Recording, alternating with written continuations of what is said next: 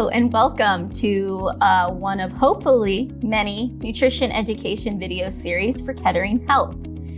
During this video, we will be doing some nutrition and exercise during pregnancy myth busting.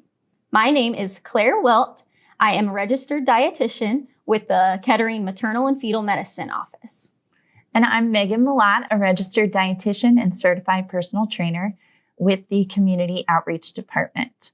So our first myth to bust today is, I'm eating for two, which yes, technically you are. However, that other second person is very tiny and growing. So during that first trimester, you actually don't physically need additional calories. Of course, listen to your hunger cues. If you're hungry, you should eat and fuel your body. In that second trimester, looking for an extra 300 to 340 calories per day. So think like an extra snack or adding a little extra to each plate throughout the day. And then that third trimester, when you're on the final stretch, adding an extra 450 to 500 calories. So that's technically an extra meal. So you could break that into a couple snacks or fuller plates or a fourth meal.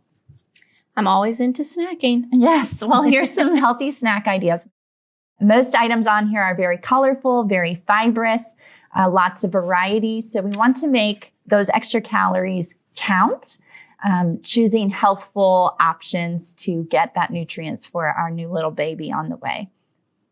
My favorite is always cheese and crackers and apples. I say you can't go wrong with a slice of cheese. Even if you're vegan, there's options out there for you as well. Yes. Great. So prenatal vitamins are something that we should also include during eating while pregnant. And actually, it's great if you can incorporate that while you're trying to become pregnant. There are a couple nutrients that are important to focus on: folic acid, calcium, vitamin D, and iron. Folic acid helps prevent neural tube defects and baby's brain and spine development. It's very important to make sure that's included. And also keep in mind, these vitamins don't replace healthy foods. They supplement what we're already eating. So if we go to the next slide, you could take a screenshot of this to reference when you're shopping for a prenatal vitamin. It does show the ideal amounts that you would want to find. Let's focus on that folic acid again. There you see 400 micrograms would be ideal. So look for that while shopping. Important to note that if you're unable to take a certain type of prenatal vitamin, maybe you have to go to a gummy, or even some people take the Flintstone vitamins as a replacement for a prenatal vitamin. You may require extra supplementation of these to meet these daily requirements. So, second myth. A little wine won't hurt, right? Sorry to tell you, Megan, it will actually. During pregnancy, we're looking to avoid all alcohol consumption. No drinks are safe, whether it's wine, beer, hard liquor. These can cause birth defects, miscarriages, and stillbirth. So when we look at the risk versus reward, the risk is pretty severe. So we just want to stay away from that as much as we can. Okay. What about non-alcoholic beverages? Non-alcoholic beverages are perfectly safe to consume during pregnancy. However, keep in mind that non-alcoholic beverages will still be high in carbohydrates. They're still going to have a lot of calories in them. So if you are over-consuming these, maybe you have gestational diabetes, that's going to be extra carbohydrates you're taking in that could raise blood sugar levels, as well as extra calories you're taking in that could lead to excessive weight gain during pregnancy. So as us dietitians like to say, everything in moderation, but if you wanted to, celebrate something, you could have a non-alcoholic beverage to be included in the party. Fair enough. So I took away your wine. How about your cup of coffee in the morning? Good news. You can have it, but that magical word moderation still comes into play. So let's talk about caffeine while you're pregnant. You have a budget. You can spend up to 200 milligrams of caffeine per day. Okay, we want to try not to exceed that. Keep in mind that caffeine is a diuretic, so it can impact your body fluid levels, blood pressure, and heart rate. And too much caffeine is associated with smaller birth size of the baby and could lead to higher risk of obesity, heart disease, or diabetes later in life. So that's why this upper limit is recommended. Now, we do have a couple examples of common foods that contain caffeine. So take a look at that so you can get an idea of what foods or beverages you enjoy and how much caffeine they contain. And you could put together how you're going to spend your caffeine milligram budget for the day. So for me, a mug of coffee would be on there. I know mine would mostly be coming from the chocolate down there at the bottom. All right. Yeah. So what about fish? Is that safe to have while I'm pregnant? So a common misconception about eating seafood and fish during pregnancy is that we shouldn't consume any of it. But, what about that shrimp that I really like to eat? Or, man, I just really love to have a nice fillet of salmon on a salad that I'm going to have for lunch. Recent research in the past years has shown that certain types of fish and certain types of seafood are safe to consume during pregnancy, as well as are even beneficial to the growth of the brain and the neurological system of the baby from the omega-3 fatty acids that they can provide. So what we're looking for is about 2 to 3 weekly servings of what we call best choice fish. Or 1 weekly serving of about good choice fish. And on our next slide, we're going to give you a little screenshot there of what are considered best choices and what are considered good choices. What we're looking to avoid is what we see on this slide here is those fish high in mercury. So examples would be our king mackerel, our swordfish, our shark, specific types of tuna. We're not talking about the tuna you can buy in the store at the can or the little Star Kiss packets. We're talking about this bag eye tuna that you would typically find maybe at a nicer restaurant or a fish market. These types of fish are high in mercury, which has shown to lead to brain damage in the baby, hearing loss, learning disabilities, issues to those nervous systems, those things we talk about that some fish actually help grow.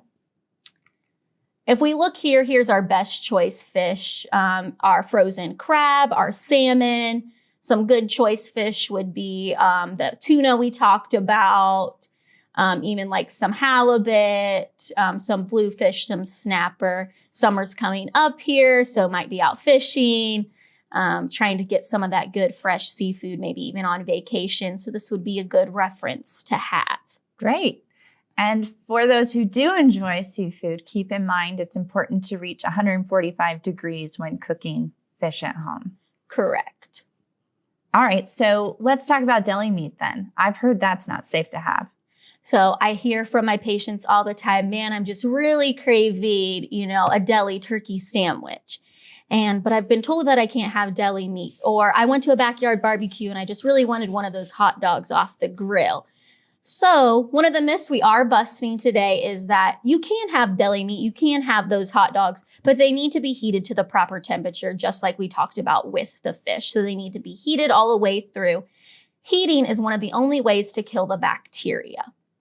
So heating, pasteurization, when we're looking for, dairy products like milk, cottage cheese, soft cheese, a lot of those things we avoid because they're not pasteurized. Pasteurization heats things up to the proper temperature to kill that bacteria. Okay. Bacteria, often called Listeria, is a foodborne illness that can pass through the placenta during pregnancy and is one of the third leading causes of food poisoning in the United States. So that's why we're trying to avoid certain things. We need to heat them and cook them properly. Okay. What's the best tool for that? The microwave? So the best tool for that is if we follow our food safety tips. So our first is cleaning. So we want to make sure anything that we buy is cleaned. Even our fresh produce, we want to wash it. We want to dry it properly. And then we are going to separate that. So if we are preparing raw meat or fish, and then we are going to prepare fresh produce, we're going to use a separate cutting board, a separate knife, or we are going to make sure things are properly cleaned, sanitized before we prepare something else using those utensils. Okay. Next, we're going to cook to the proper temperature. For fish, we said that 145 degrees. For our deli meat, for hot dogs, for chicken, beef, we're looking for about 165 degrees. Our final step for food safety is chilling and storing properly. So we can let things cool, obviously, put it in our container, seal it with a tight sealed lid, put it in our fridge, and hold it for anywhere from about 4 to 7 days, depending on what we have prepared. Sure. But definitely want to get rid of anything. If it's got that funky smell to it, growing any type of bacteria on it, or it's past its use by date. Yeah. Okay. So I'm allowed to have deli meat. Do I have to have meat? No. So we even have an additional video that we can watch that will even go a little bit more in depth, but brief overview here, letting you know that we don't have to have meat during pregnancy. We can get all of our protein and our nutrients that we would get from meat, like iron. We can get that from a vegetarian lifestyle. So if you followed a vegetarian or even vegan lifestyle before pregnancy, good news is you don't have to give that up. Fantastic. So we can get, by combining things together like rice and beans, we complete our protein sources. So things that we would get from like eating a nice juicy steak with meal, we could actually have a combination of rice and beans that's going to create a complete protein source to provide us with protein, those vitamins you talked about, that supplement from our prenatal vitamin like B12, folate, those types of minerals. And they don't have to be consumed at the same meal. It's just throughout the day.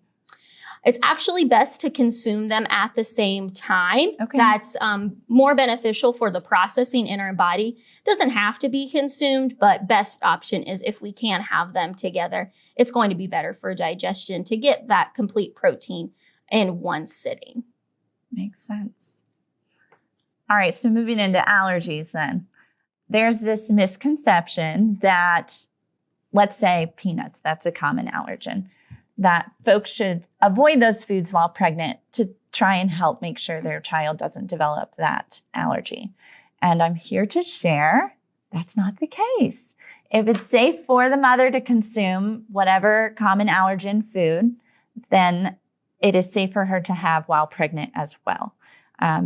Studies have shown, and current recommendations say, that the women do not need to restrict their choices during pregnancy or lactation to prevent food allergy from developing in their child. So that applies while breastfeeding as well, post-birth. So if I wanted to have a tablespoon of peanut butter for a snack, I could, as long as it's safe for me to consume. Yes, and maybe put an apple with it. Yes, get a little bit of extra fiber in there too. A nice little healthy snack for us. For sure. Getting those extra calories. So we've talked a lot today about nutrition myths and busting those while pregnant. So here's a quick summary. Reminding everyone it's important to take that prenatal vitamin daily and to start as early as the person is trying to conceive a baby. Drink plenty of water each day. Also remember, up to 200 milligrams of caffeine is allowed per day. We want to incorporate fatty fish weekly to consume vitamin D and omega-3 fatty acids, and incorporate protein food sources with iron, meat, or otherwise. An additional 300 to 500 calories. So remember, 1 to 2 snacks, making your plate a little fuller, or perhaps just saving it for one additional meal, is needed during the second and third trimester and while breastfeeding. Choose whole foods and pair fat and or protein with the carbohydrates. So get variety there. Put together a snack that is going to make you feel fuller longer. Avoid alcohol. So we're not consuming alcohol during this time. And allergen foods are safe to consume if they are not a risk for the mother's health. So Megan, one of the common questions I get as a dietitian, seeing my patients in the maternal fetal medicine office, is I'm having morning sickness, but I'm having morning sickness all day long. Am I still having morning sickness, or is something else going on?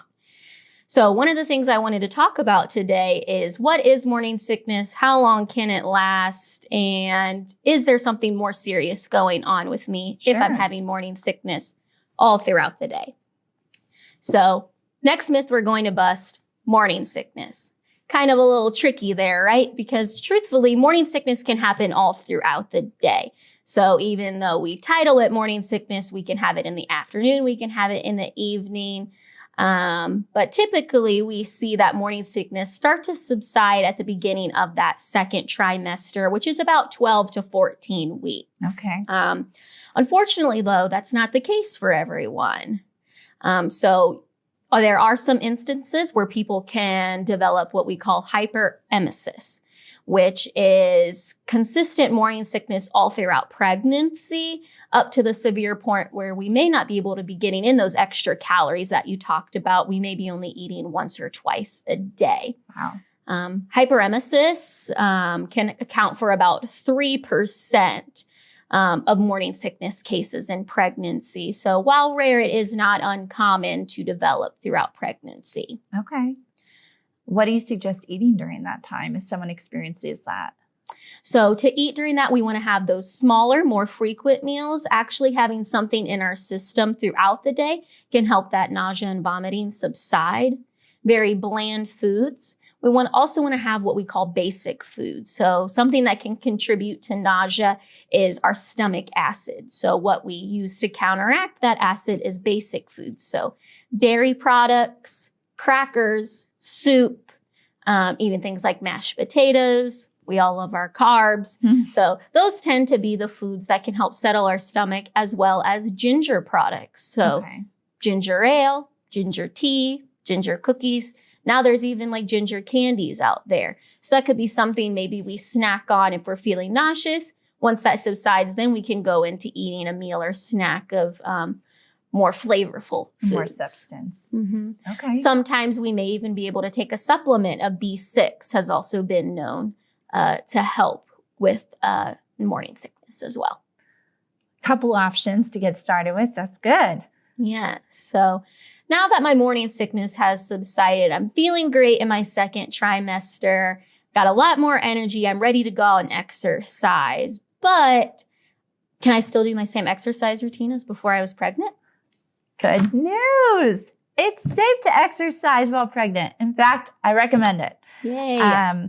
So it's a great way to keep mom and baby healthy and boost your mood.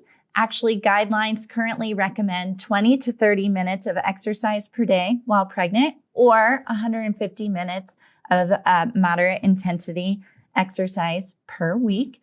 And a person can break that down. It doesn't have to be a 30-minute stretch. So if it's easier for someone to just get a couple 10-minute walks in each day, that's perfect. It still counts. Also, exercise doesn't have to mean time designated going to the gym.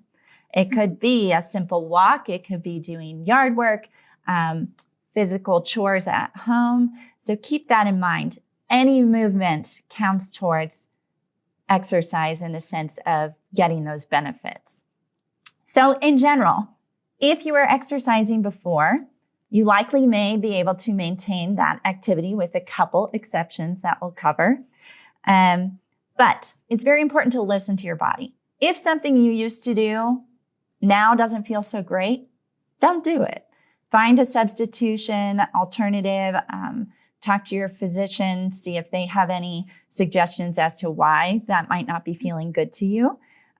Also, if you weren't working out before and now you're pregnant and you're really into health to maintain for yourself as well as that little one coming, it's okay to start, but slow is pro. So think small increments of time, low intensity, and then gradually build up as your body starts to get used to that, build up some endurance. Exercises that we want to avoid. So no longer safe is contact sports or things that have jarring movements in them. Also want to avoid activities with the risk of falling or something falling on you. And extreme altitudes and temperatures. So our ice baths or hot tubs, although that's not necessarily exercise, it does cue into relaxation maybe afterwards. And we want to avoid those extreme temperatures. I'm also talking about outdoor temperatures. If it's summertime and you're pregnant and you want to be outside, that is perfectly fine, but try to do it in small increments of time. Drink plenty of fluids, and perhaps choose times a day when the sun is less intense. And the reason I highly encourage anyone to participate in exercise while pregnant is there are just so many benefits. It's going to decrease back pain for moms, swelling or that feeling of bloating, ease constipation, decrease risk of pregnancy complications, promotes healthy weight gain while pregnant and post-pregnancy, strengthens the mom's heart and blood vessels, improves or maintains overall fitness, and then that mood and sleep. Sleep is going to be hard to come by, and it does become hard to come by also towards the end of pregnancy when you're feeling uncomfortable. So if you can exert energy to further exhaust yourself and put yourself to sleep, you're going to have that sound sleep and improved mood. So those are probably my two favorite benefits that I experienced during my pregnancy journey. So Megan, you said that one of the benefits of exercising is to promote healthy weight gain. The baby's growing. We may have a little bit of extra, fluid building up from the baby. But what is a healthy weight gain during pregnancy? Sure. So it's based on the mom's BMI at the start of her pregnancy journey. If a person is of what's considered normal BMI, it's recommended they gain about 25 to 35 pounds during this pregnancy journey. If a person is underweight at the start, then 35 to 45 pounds of weight gain is recommended. And if a person is overweight at the time, gaining 11 to 20 pounds during pregnancy is recommended. Okay, great. So another thing that I hear is, okay, I'm pregnant. I'm no longer allowed to work my core area. And although the traditional crunch or exercises that we like to do on our back will eventually become inappropriate, you still can work your central core parts of the body. So flexion, bending your back, if that's something you're comfortable with and have been doing, you can still continue that as long as it feels good during the first trimester. But as pregnancy progresses and baby grows, we want to avoid that back position. So if you're going to lie on your back to do a couple stretches for just a couple minutes, that's okay.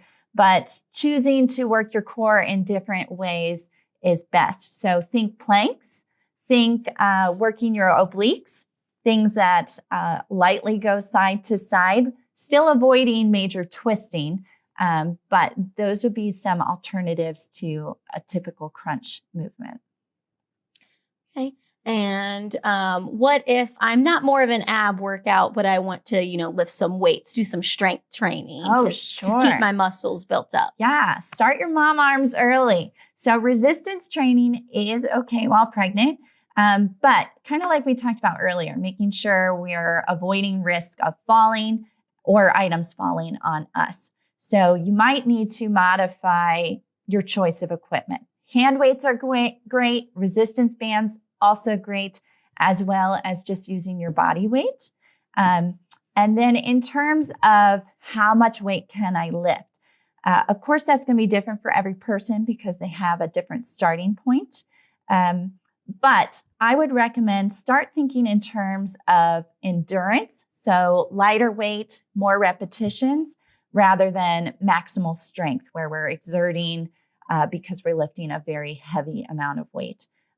Your body is going to shift its focus. Your back position is going to change. Your balance is going to change. So keep it simple when it comes to resistance training, but definitely great to maintain and build that muscle mass. My tip is always try never to be alone when you're using weights, especially if you have, your own weightlifting equipment at home. Make sure someone is around when you're trying to exercise, just in case something would happen. You're not alone with that weight, may have fallen on you. Maybe you have fallen and you're having trouble getting up. Someone is there to help you out if an accident was to occur. Fantastic advice. Good. Well, I think that wraps up all our myth busting for today. I learned so much, actually. I can't wait to share this information, especially about exercise with my patients. I know we have another Kettering Health exercise during pregnancy video, so if you're wanting to learn more information, you can go ahead and check that out. But thanks everyone for watching with us today. And if you have any questions, you can always reach out to the Kettering Health Community Outreach Department at 937-558-39 888.